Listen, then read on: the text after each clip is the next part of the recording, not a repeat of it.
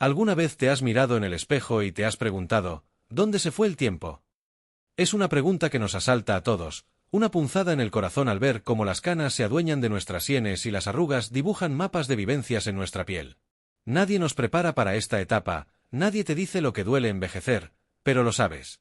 Lo sabes cuando tus hijos, aquellos a los que arropaste en 1000 noches, construyeron castillos imposibles con bloques de colores y rieron a carcajadas con cada aventura inventada, ahora tienen sus propias vidas, sus propios mundos, y la casa se siente extrañamente silenciosa.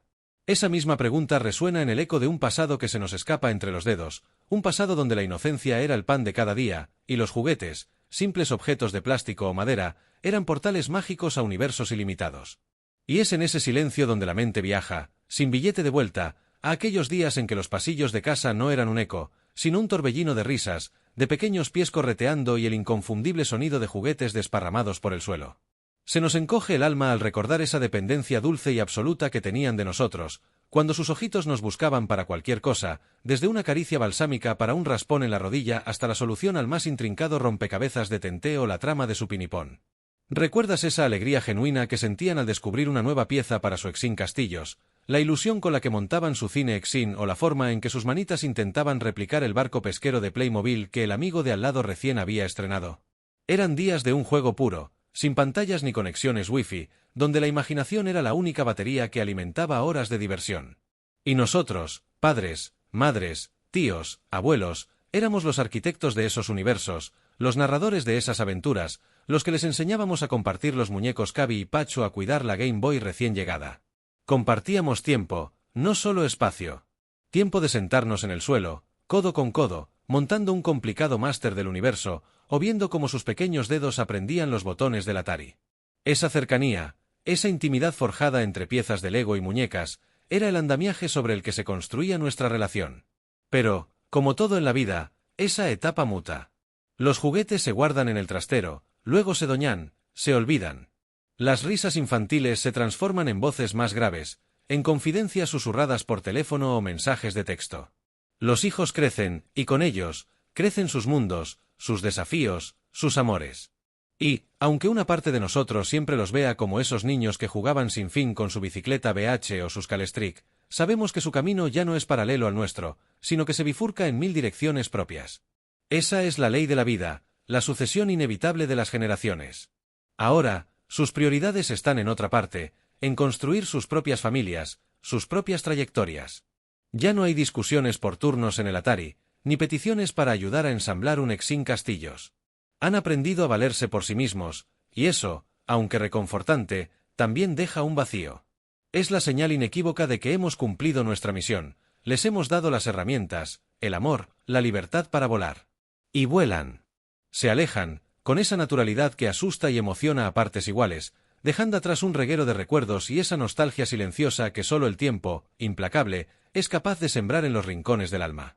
¿Cómo no sentir un pellizco en el corazón al recordar aquellos sábados por la mañana, cuando la casa resonaba con la algarabía de sus juegos, y ahora quizás solo impera el murmullo de la cafetera? La evolución de las relaciones familiares es un río que fluye, siempre cambiante, arrastrando nuevas experiencias y dejando en sus orillas los vestigios de lo que fue. Y en ese remanso, donde reposan nuestros recuerdos más preciados, brillan, intactos, esos juguetes de antaño. No solo como objetos, sino como testigos mudos de una época de inocencia, de dependencia y de una cercanía que hoy, en la madurez de la vida, se valora con una profundidad diferente. Porque, aunque los hijos se alejen y las dinámicas cambien, la raíz de ese vínculo se gestó, en gran medida, entre risas infantiles y el brillo de aquellos juguetes que marcaron una era. Pero ¿qué sucede con el amor en esta madurez, en esta etapa donde el pasado y sus ecos se hacen más palpables? El amor también evoluciona, se transforma, como esos juguetes que pasaron de moda pero cuya esencia perdura en el recuerdo. Quizás ya no hay la fogosidad de los primeros años, ni las expectativas idealizadas que a menudo empañan la juventud. El amor en la madurez se vuelve un refugio, un puerto seguro donde atracar después de navegar las turbulentas aguas de la vida. Es un amor que entiende de silencios compartidos, de miradas que comunican más que 1000 palabras, de la suave caricia nocturna cuando el insomnio se adueña de la noche. Y es en este espacio de complicidad donde la memoria del juego cobra un nuevo sentido. Aquellos juguetes de nuestra infancia, los héroes de plástico y los escenarios imaginarios que construíamos, no eran solo objetos, eran la manifestación de nuestra capacidad de asombro, de nuestra inocencia. Esa misma inocencia, esa capacidad de ver lo extraordinario en lo ordinario, no desaparece con los años, simplemente se esconde bajo capas de experiencia. La madurez nos enseña a desenterrarla, a redescubrir el valor de lo sencillo, de lo auténtico. Piensen en el amor que perdura, ese que ha sorteado tormentas y ha celebrado victorias. ¿No es una forma de juego también? Un juego de paciencia, de comprensión, de reír juntos de las mismas viejas anécdotas, como quien vuelve a montar el cine Exin con la misma emoción que la primera vez. La complicidad nace de la historia compartida, de esos te acuerdas de cuándo, que inician un viaje al pasado. Y en ese viaje, inevitablemente, aparecen los recuerdos de los juguetes. Quizás fue el primer Atari que compartiste con tu pareja, intentando batir juntos un récord en Space Invaders, o la tarde en que ayudaste a tu nieta a armar un Playmobil, y por un instante, te transportaste a tu propia infancia. Es una apreciación que va más allá de la nostalgia. Es una reafirmación de que las cosas más valiosas de la vida no son las que brillan más o las más ruidosas, sino aquellas que evocan genuina alegría y conexión. Aquella Game Boy, que costó tanto conseguir, no era solo una consola, era la promesa de horas de diversión sin fin. El máster del universo, ese musculoso héroe que defendía Eternia, era el símbolo de aventuras ilimitadas.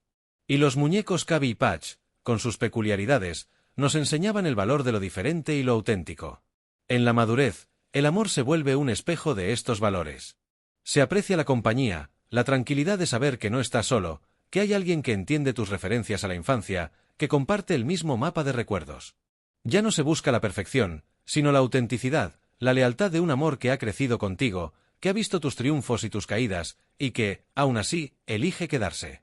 Es un amor que, como esos juguetes icónicos, resiste el paso del tiempo, manteniéndose relevante no por su modernidad, sino por su capacidad de evocar emociones profundas y verdaderas.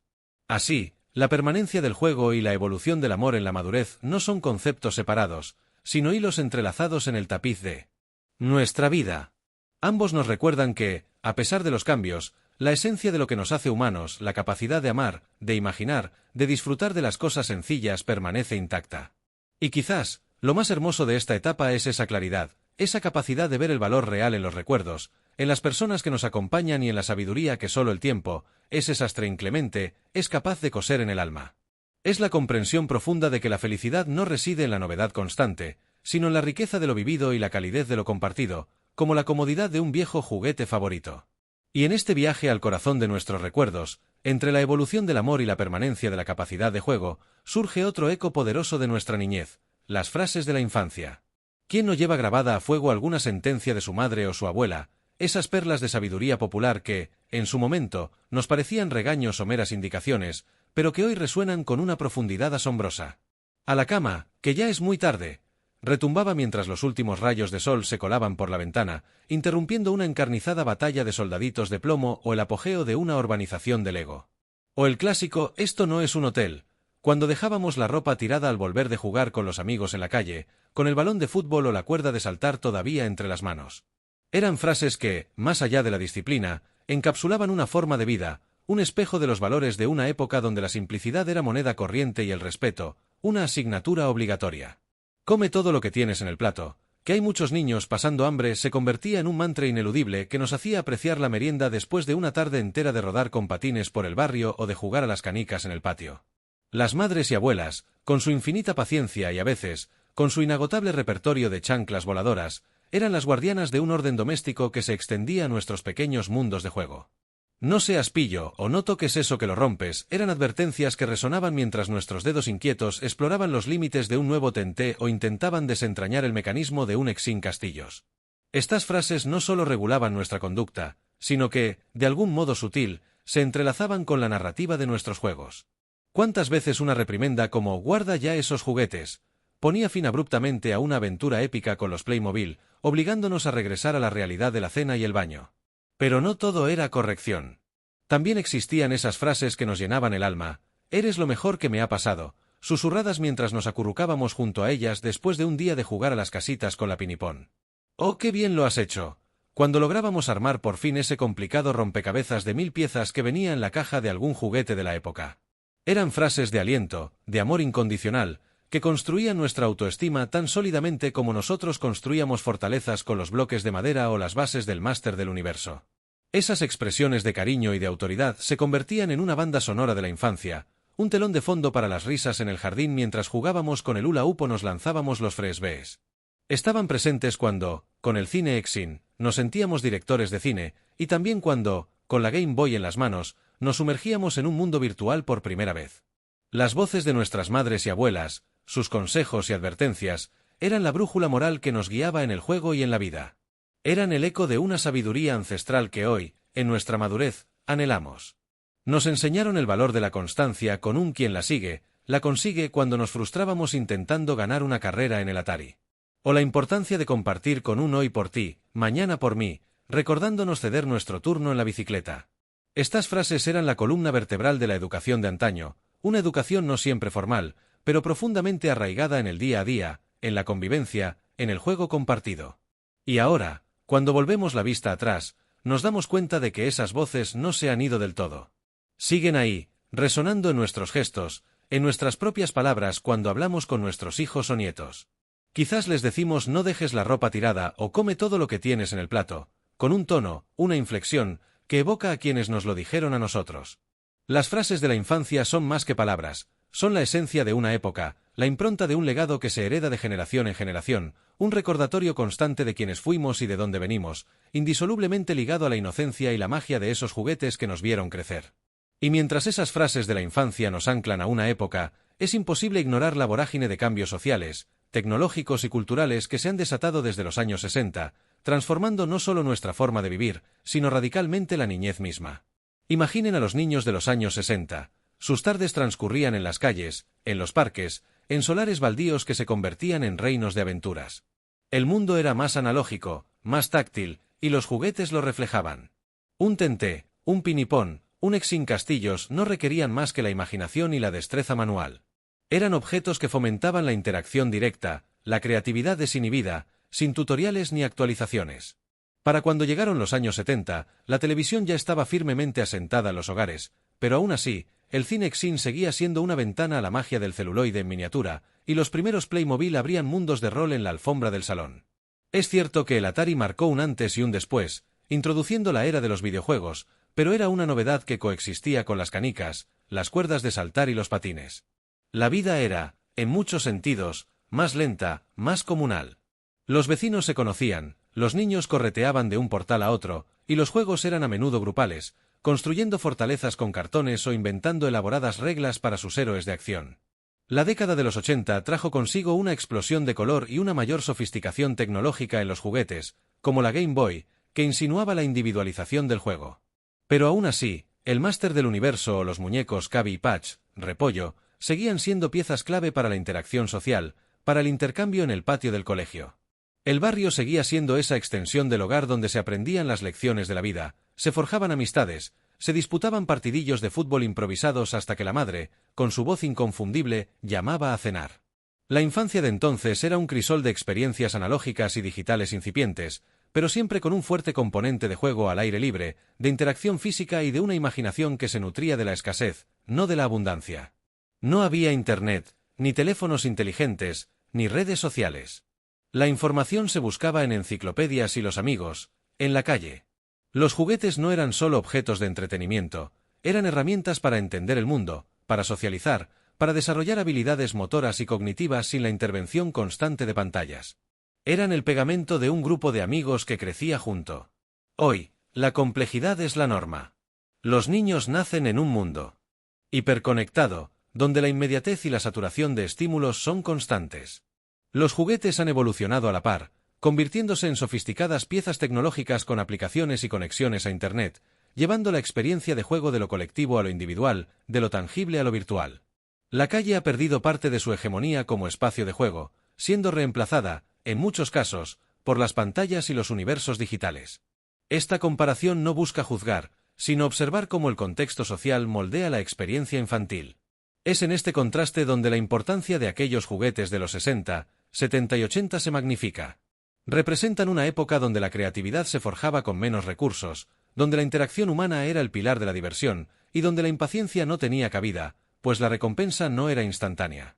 Significan la libertad de una niñez menos estructurada, más exploratoria, y un hogar donde el eco de la imaginación llenaba el espacio con más frecuencia que el zumbido de los dispositivos electrónicos.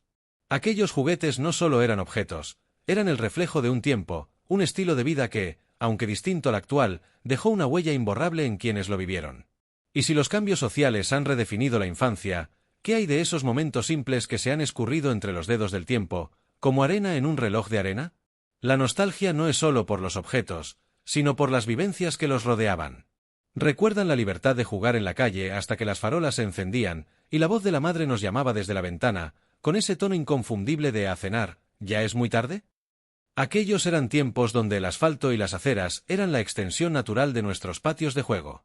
No había necesidad de pedir cita para jugar con los amigos, bastaba con salir a la puerta y buscar las risas y las pelotas volando. El balón de fútbol, a menudo descosido y embarrado, o la simple comba, eran los catalizadores de tardes enteras de diversión.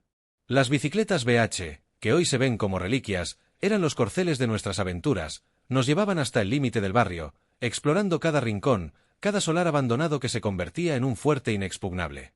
No existía la sobreprotección actual, y los pequeños golpes y raspaduras eran las insignias de una infancia plena, las marcas de batallas juguetonas que contaban historias de agallas y audacia. Compartir juguetes no era una opción, era una necesidad. El amigo traía su tenté, nosotros el Exin Castillos, y juntos construíamos ciudades enteras, negociando recursos y defendiendo reinos imaginarios. La preocupación por el materialismo era mínima, la riqueza residía en la capacidad de inventar, de colaborar, de reír hasta que dolía la barriga. ¿Y qué me dicen de las meriendas al sol, sin prisa, después de una larga mañana de chapuzas con los Playmobil o de intentar descifrar los secretos del Atari? El pan con chocolate, o la tarta de la abuela, sabían a gloria. No había prisas por terminar el plato para volver a la pantalla, la impaciencia era por retomar el juego al aire libre, por seguir la serie de aventuras que habíamos interrumpido. Los días eran más largos, no porque el reloj marcara diferente, sino porque la percepción del tiempo estaba tejida con hilos de inocencia y juego ininterrumpido. El vecino no era una figura anónima tras una puerta, era el señor que te regañaba si hacías mucho ruido, pero también el que te ofrecía una galleta o te ayudaba a recuperar el balón de un tejado inaccesible. Esos momentos simples se magnifican en el recuerdo porque hoy, en gran medida, ya no están. La preocupación por la seguridad, el auge de la tecnología y los cambios en la vida urbana han transformado radicalmente la forma en que los niños interactúan con su entorno y con sus pares. Los parques infantiles son seguros, pero a menudo vacíos, las pantallas ofrecen mundos infinitos, pero a veces aislados. Por eso, los juguetes de los 60, 70 y 80 son más que meros plásticos o metales, son símbolos de una época. Un máster del universo no era solo un muñeco de acción, era el protagonista de tramas épicas que se gestaban en la imaginación de varios niños que se reunían para jugar. Una pinipón no era solo una muñeca, era el eje de historias y diálogos complejos, donde la creatividad era la única regla. Nos recordaban la importancia de la interacción humana directa, de la conversación cara a cara, de la resolución de conflictos en el momento, no a través de un chat. Representan el valor de la experimentación manual, de la frustración y la paciencia necesarias para construir algo, sea un cine Exin o un barco pesquero de Playmobil. Eran, en esencia, maestros silenciosos de habilidades sociales y cognitivas que hoy se intentan replicar con sofisticadas metodologías pedagógicas. Había un encanto en la escasez. Tener pocos juguetes nos obligaba a exprimir al máximo su potencial, a reinventar sus usos, a compartir y a cuidar lo que teníamos. La Game Boy, que llegó en los 80, representó una de las primeras incursiones masivas en el juego personal y digital, pero incluso ella era compartida, pasaba de mano en mano entre los amigos, compartidas que se extendían en los descansos del colegio. Los muñecos Cabi y Patch, Repollo, con su historia detrás y su certificado de nacimiento, fomentaban una conexión emocional profunda, casi de cuidado maternal, que trascendía el simple acto de jugar. Eran objetos que nos conectaban con una realidad más pausada, menos bombardeada por estímulos fugaces. En retrospectiva, esos momentos simples, esos juguetes, esa forma de interactuar con el mundo, nos legaron una lección invaluable. La verdadera riqueza no reside en la acumulación de bienes, sino en la calidad de las experiencias, en la profundidad de las conexiones humanas. Nos enseñaron a valorar el tiempo, a saborear la libertad, a forjar lazos inquebrantables con amigos y familiares a través del juego espontáneo e imaginativo. El valor de la memoria, entonces, no es solo recordar, sino honrar esos tiempos, comprender que en la simplicidad de aquellos juguetes y momentos residía una forma de vida que nos dio las herramientas para navegar el mundo, y que, en muchos sentidos, todavía anhelamos. Y si hemos hablado de la esencia de esos años a través de las frases y los momentos, es impostergable zambullirnos de lleno en lo concreto, en los objetos que materializaban esos juegos y esa imaginación, los juguetes icónicos de cada década. Viajemos primero a los años 60, una época de ebullición creativa y de cierta austeridad simpática, donde la durabilidad y la multifuncionalidad eran reinas. ¿Quién no recuerda el Tenté? No era un simple juego de construcciones, era un universo modular donde las naves espaciales, los camiones con remolque y las estaciones petrolíferas cobraban vida con la precisión milimétrica de sus piezas. El tacto de ese plástico, el sonido de las piezas encajando con un clac satisfactorio, la frustración de buscar la pieza exacta en una caja de caos organizado, y la euforia al ver la creación terminada, eran sensaciones que se grababan a fuego. Junto a él, el pinipón, con su inconfundible fragancia a chicle y sus cabezas intercambiables, nos iniciaban el complejísimo mundo de la moda y las relaciones sociales en miniatura, creando escenarios domésticos o aventuras exóticas con esas pequeñas figuras de ojos grandes y sonrisas perennes. Y, por supuesto, el majestuoso Exin Castillos, una invitación a la arquitectura medieval, donde cada piedra plástica, cada torre, cada puente levadizo era una promesa de reinos inexpugnables, de batallas legendarias y de princesas en apuros. Construir un castillo de Exin era un rito de iniciación, que requería paciencia, habilidad y una visión. El aroma de sus piezas, su robustez y la satisfacción al contemplar la fortaleza levantada, eran incomparables. Eran juguetes que no dictaban la historia, sino que ofrecían las herramientas para que cada niño se convirtiera en su propio juglar. Saltando a los años 70, la década de la psicodelia y la evolución tecnológica, descubrimos un abanico de novedades que, sin perder el encanto de lo tangible, empezaban a coquetear con lo audiovisual y lo representativo. El cine Exin es quizás el epítome de esta era, esa pequeña caja mágica que proyectaba imágenes en movimiento, dándonos el poder de crear nuestras propias sesiones de cine en casa. El zumbido del proyector, el suave chasquido del celuloide al pasar, la luz proyectada que rebotaba en la pared y la emoción de ver las historias desenrollarse ante nuestros ojos, eran una experiencia multisensorial. Pasábamos horas rebobinando para ver esa escena de nuevo, sintiéndonos verdaderos cineastas. No menos icónico fue la llegada del barco pesquero de Playmobil, que, junto a sus figuras articuladas, inauguró una era de mundos temáticos y detallados. Playmobil no solo era un juguete, era una puerta a profesiones, a aventuras, a una réplica en miniatura del mundo adulto, permitiéndonos explorar roles y narrativas con una precisión hasta entonces inédita. El tacto de sus figuras, la facilidad con la que se articulaban, la sensación de que cualquier historia era posible con ellos, lo hicieron un favorito instantáneo. Y, en un giro revolucionario, los primeros videojuegos, como el Atari, comenzaron a infiltrarse en nuestros salones. Aunque rudimentarios para los estándares actuales, píxeles gigantes y sonidos primitivos, juegos como Pong, Space Invaders o Pac-Man eran simplemente fascinantes. La emoción de los récords, la competitividad con los amigos y la sensación de controlar algo en una pantalla abrieron un horizonte completamente nuevo en el juego. Era la promesa de mundos interactivos, una antesala de lo que estaba por venir. Finalmente, aterrizamos en los efervescentes años 80, una década de exceso, de cultura pop y de una tecnología más accesible que consolidaría la personalización y la potencia en el juego. La Game Boy lo cambió todo. Por primera vez, llevábamos una consola portátil en el bolsillo, con sus clásicos como Tetris o Super Mario Land. El tamaño, el color monocromático de su pantalla, el sonido inconfundible de sus botones y la posibilidad de jugar en cualquier lugar, incluso a escondidas bajo las sábanas, la convirtieron en un fenómeno cultural. Se compartían cartuchos, se intercambiaban estrategias y nacían las primeras comunidades de jugadores. La individualidad del juego se hizo presente, pero no excluyente, pues las partidas se seguían compartiendo. ¿Y qué decir del máster del universo? Eman, Skeletor y el resto de los habitantes de Eternia no eran simples muñecos de acción, eran colosos musculosos con historias épicas preestablecidas, pero lo suficientemente elásticas para que nuestra imaginación las expandiera. Sus poses de combate, sus accesorios y el poder inherente a su mitología activaban el juego más heroico, las batallas más épicas. Y, para cerrar este viaje, los muñecos Cabi y Patch, los famosos repollo. Más que un juguete, eran casi una mascota, un miembro de la familia.